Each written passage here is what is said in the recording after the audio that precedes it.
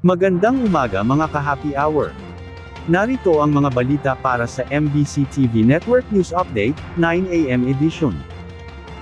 PNP mas pinalakas pa ang pagbabantay laban sa mga gas stations na nagtitigil ng kanilang mga operasyon sa gitna ng krisis sa produktong petrolyo. Mas pinaigting pa ng Philippine National Police ang kanilang mga pagbabantay sa mga gas stations matapos na makatanggap ng ulat na ilang mga gasolinahan ang nagtigil ng kani-kanilang mga operasyon sa gitna yan ng nagpapatuloy na krisis sa produktong petrolyo. Ayon kay PNP Chief Police General Jose Melencio Nartates Jr., agad na niyang inatasan ang mga hepe ng pulisya na agad makipag-ugnayan sa mga lokal na pamahalaan at maging sa Department of Energy, para alamin ang mga posibleng dahilan ng biglaang pagsasara ng mga naturang gasolinahan. Aniya, kung isang illegal scheme o isang pananamantala ang dahilan ng biglaang pagsasara ng mga ito, asahan na aniya ang magiging pag-aksyon ng pulisya hinggil dito.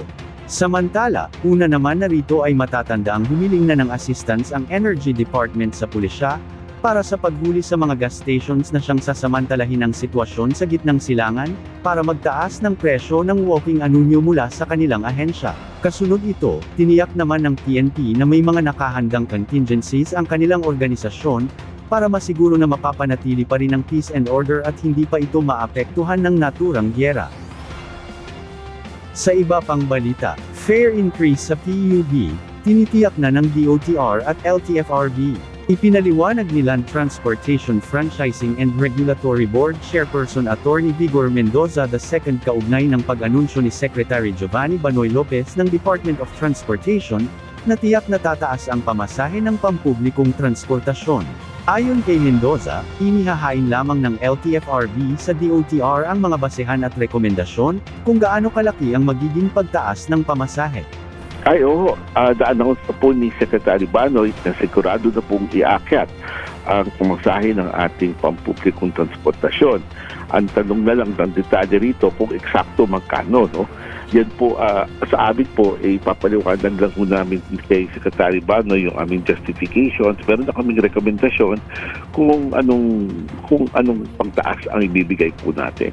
Ito siguro po ang pinakamasalimuot na desisyon ng LTFRB kasi yung binabalanse po natin, yung kakayanan ng ating mga mananakay, pagbayad naman po ng pamasahe. At yan ang mga balita para sa MBC TV Network News Update, 9 AM edition. Abangan ang mga susunod na balitaan mamaya, para sa 10 AM edition.